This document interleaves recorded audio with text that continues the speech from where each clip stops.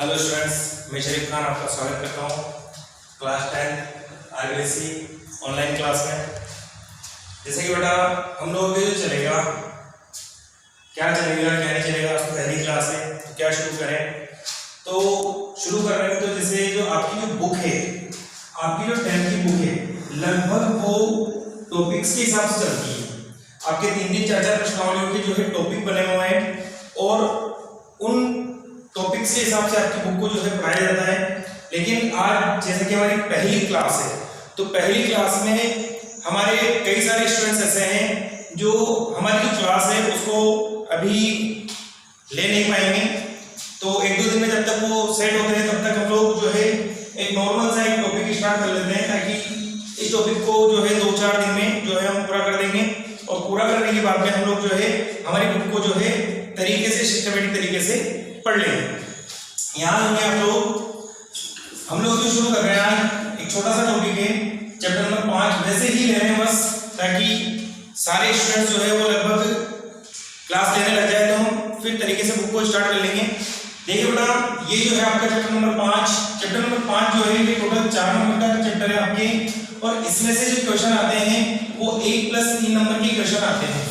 1+3 number के question का मतलब ये कि एक क्वेश्चन तो 1 नंबर का आएगा और एक क्वेश्चन 3 नंबर का आएगा।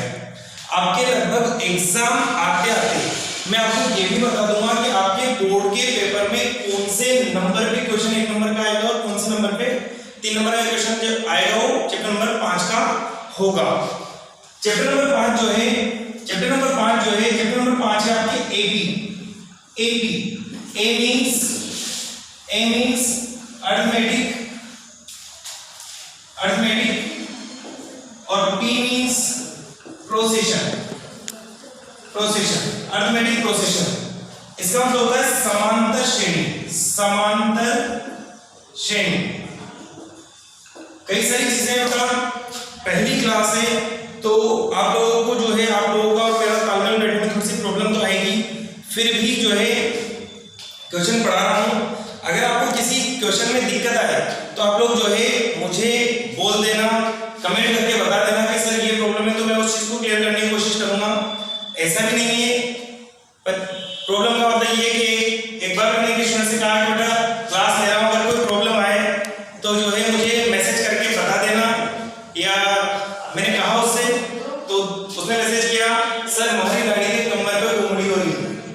तो बेटा ये जो है ये आपकी पर्सनल समस्या है, ये ऐसी समस्या यहाँ बुक से रिलेटेड नहीं है। यहाँ तो आपको जो सवालों में जो प्रॉब्लम आ रही है केवल आप वो चीजें यहाँ डिस्कस करें, आपकी पर्सनल प्रॉब्लम को जो है यहाँ नहीं बताना है आपको, ठीक है। सुनिए आप लोग, देखिए बेटा चैप्टर नंबर 5 जो है आपका शुरू कर रहा हूँ, थोड़ा सा फोकस करना, बहुत इजी तरीके से समझाऊंगा। आपकी पूरी बुक के मैंने जो है आपके टॉपिक जितने भी टॉपिक हैं सबके जो है मैंने नोट्स बना रखे हैं मेरे हिसाब से, और बहुत शॉर्ट तरीके से एक सवाल 2-3 तरीके से आप लोगों को एग्जाम आते हैं मैं सिखा दूंगा। तो सुनिए आप लोग, चैप्टर नंबर 5 जो है इसमें कुछ चीजें काम आती है आपके, कुछ जो वर्ड है वो वर्ड्स काम में आते हैं, तो उनको देखिए आप लोग। एक तो होता है जैसे आपके एक तो ए काम आता है हमारे इसमें, एक आता है इसमें एन। क्या काम में आता है इसमें? एन जो है आप कैपिटल में भी ले सकते हैं। एक आता है आपके डी काम में आता है आपके, एक आता है आपके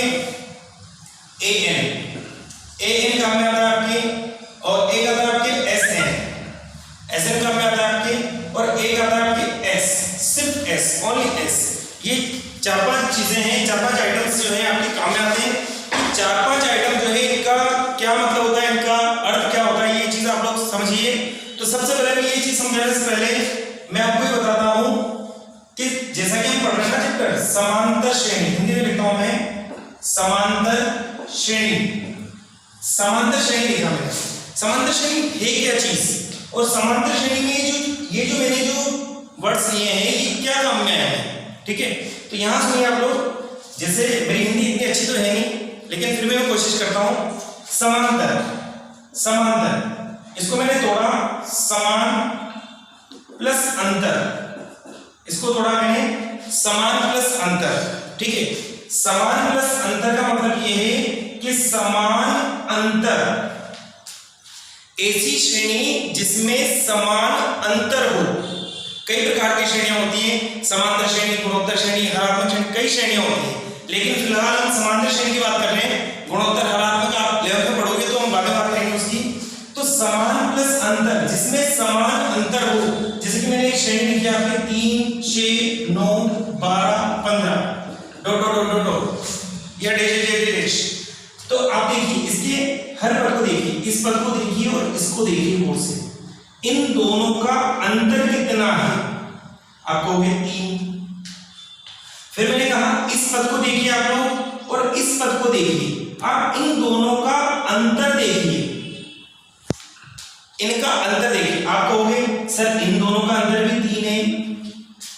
फिर आप इस पद को देखिए और इसको देखिए, इनका अंतर कितना है भाई? इनका अंतर भी 3 है, ठीक है। फिर आप इस पद को देखिए और इस पद को देखिए, इनका अंतर कितना है? आप कहोगे इनका अंतर भी 3 है। तो इसका मतलब ये बेटा समान अंतर, जिसके हर पद में समान अंतर है, वही तो समांतर श्रेणी है ना, ठीक है। और जो है आपकी, जैसे मैंने एक श्रेणी लिखी है 10, 12, 14, 16 डेश या डॉट डॉट डॉट। अब गौर से देखिए इसको, इन दोनों में अंतर देखिए, आप इन दोनों में अंतर देखिए, ठीक है। कितना अंतर है इन दोनों में? इन दोनों में अंतर है 2 का। अब यहां अंतर देखिए, यहां देखिए आप अंतर कितना है भाई? आप कहोगे सर 2 का। यहां अंतर देखिए कितना है भाई? यहां भी अंतर 2 का। आगे अगर आप लोगे तो आगे भी 2 का अंतर। तो देखिए ना समान अंतर आ गया ना। अब यहां देखिए एक सवाल और देखिए आप, 6, 10, 14, 18 dot dot dot dot dot dash. आप इसको देखिए, यहां कितना अंतर है इसमें भी? आप कहोगे सर 4 का अंतर। यहां कितना अंतर है भाई? आप कहोगे सर 4 का अंतर। यहां कितना अंतर है भाई? आप कहोगे 4 का अंतर, ठीक है। तो आप यहां भी देखिए, सब में समान अंतर है। कोई से पद को आप देख लीजिए समान अंतर है, तो जिसमें समान अंतर है ना उसी को समान अंतर यानी कि समांतर श्रेणी कहते हैं, ठीक है बेटा। यहां देखिए आप लोग, एक आता है आपके, जैसे मैंने एक सवाल किया 7, 10, 12, 14, 15, ये मैंने एक सवाल किया। क्या ये समांतर श्रेणी है? नहीं। देखिए आप लोग कितना अंतर है भाई? यहाँ 3 का अंतर, यहाँ कितना अंतर है? 2 का अंतर है। समांतर श्रेणी नहीं है। तो सबसे पहले जो आपकी जो एपी है, अरिथमेटिक प्रोसेशन है, अरिथमेटिक प्रोसेशन की जो सबसे पहली विशेषता है, अरिथमेटिक प्रोसेशन की सबसे पहली विशेषता आपकी, वो सबसे पहली विशेषता ही ये है कि उसमें समान अंतर हो, ठीक है। अब ये जो समान अंतर श्रेणी है, इस पे हम कौन कौन से सवाल बनेंगे वो सवाल हम लोग देखेंगे, ठीक है। अच्छा एक चीज सुनिए बेटा, कि आपके जो समान अंतर श्रेणी, आपके जो आगे मैच जो चलेगी 11 वगैरह में जो मैच चलेगी आपके, उनमें लगभग इसी टाइप के सवाल चलेंगे। इन सवालों की शुरुआत यहाँ से है, अंत की नहीं बोल सकता मैं आपसे कि अंत कहाँ होगा, ठीक है। शुरुआत यहाँ से है, ठीक है। तो यहाँ देखिए आप लोग, ये जो मैंने श्रेणियां लिखी है इस टाइप से, जैसे मैंने एक सवाल लिखा, मैंने सवाल लिखा यहाँ पे 6, 12, 18, 24 डेश, ठीक है। ये मैंने एक सवाल लिख दिया यहाँ पर। अब ये सवाल मैंने जो लिखा है, ये सवाल सबसे पहले तो आप ये देखिए, थोड़ा सा फोकस कीजिए और ये बताइए मुझे कि क्या ये समांतर श्रेणी का सवाल है, क्या ये एपी है? तो आप कहोगे कि हाँ सर। ये देखिए आप ये जैसे टाइम पास कर रहे हैं, आप हंसा रहे हो मुझे बैठे बैठे। यहाँ देखिए आप लोग कि ये आपके समांतर श्रेणी है। यहाँ अंतर देखिए, यहाँ अंतर देखिए, तो समांतर श्रेणी है ना, सेम है, सब में अंतर जो है समान है, तो ये समांतर श्रेणी है, ठीक है। आप लोग चाहे सवाल सीखे नहीं सीखे, मेरी वीडियो से बहुत सारे जो मेरे जो फ्रेंड्स वगैरह हैं वो सवाल जरूर सीख जाएंगे, ठीक है। यहाँ देखिए आप लोग, और आप भी सीखेंगे, ऐसा नहीं है। तो ये समांतर श्रेणी हो गई। अब इस समांतर श्रेणी में ये जो मैंने वर्ड्स लिखे हैं, इन वर्ड्स का क्या मतलब है भाई, ये क्या चीज है? तो मेरी बात सुनिए आप लोग कि ये जैसे सवाल है आपका, तो इस सवाल में ये जो पहले नंबर का जो शुरुआती पद है, इसको बोलते हैं पहला पद, पहला पद क्या बोलते हैं इसको? पहला पद। देखिए बेटा राइटिंग पे मत जाना, ठीक है, क्योंकि तीन चीजों पे मैं कभी कमेंट नहीं करता, एक तो मेरी राइटिंग, एक मेरी इंग्लिश और एक मेरा गोरापन। आपको बताया कंप्लीट हो रहा हूँ, ठीक है। यहाँ देखिए आप लोग कि आपकी जो समांतर श्रेणी है इसमें क्या कहा, ये जो पहले नंबर पे जो पद है इसको बोलते हैं पहला पद। क्या बोलते हैं इसको? पहला पद। और इस पहले पद को ए से व्यक्त करते हैं। किससे व्यक्त करते हैं? ए से। पहला पद, ठीक है। ए का मतलब क्या हुआ? पहला पद। दूसरा देखिए आप लोग यहां पर एक है एन, जिसमें आपसे यहां लिख दिया मैंने 10वां पद, ठीक है, ये मैंने लिख दिया, ठीक है। तो यहां जो है आपके सबसे पहली चीज पहला पद तो क्या हुआ? ये फर्स्ट नंबर का। एक आता है इसमें डी, क्या आता है? D, D small D. D, D का मतलब क्या होता है? मैंने एक मेरा फ्रेंड है बीएससी कर चुका हो, मैंने उससे पूछा एक बार, मैंने कहा भाई मुझे ये बताइए डी का मतलब क्या होता है? तो बोलता है डिफरेंस। नहीं होता, इसका मतलब डिफरेंस नहीं होता, इसका मतलब होता है डेविएशन। डेविएशन क्या होता है इसका मतलब?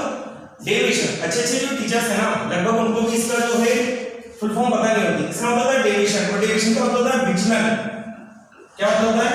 विचलन। और विचलन का मतलब होता है अंतर, एक ही चीज है। यानी कि जो डी है ना, डी का मतलब होता है अंतर, इन पदों का अंतर। अगर इन पदों का अंतर की हम बात करें तो जैसे इसका अंतर कितना है? 6, तो जो अंतर है अंतर को बोलते हैं डी। तो आप कहोगे सर जब डी है तो डी को अंतर है, तो अंतर को सिर्फ अंतर ही क्यों नहीं बोल दिया आपने? इसको अंतर, इसका जो अंतर है इसको सिर्फ अंतर ही नहीं बोलते, इसको डी को बोलते हैं हम लोग, क्या बोलते हैं इसको? सार्व अंतर। क्या बोलते हैं हम लोग इसको? सार्व अंतर। कभी भी हम इसको सिर्फ अंतर नहीं कहेंगे, हम कहेंगे इसको डी को क्या बोलेंगे?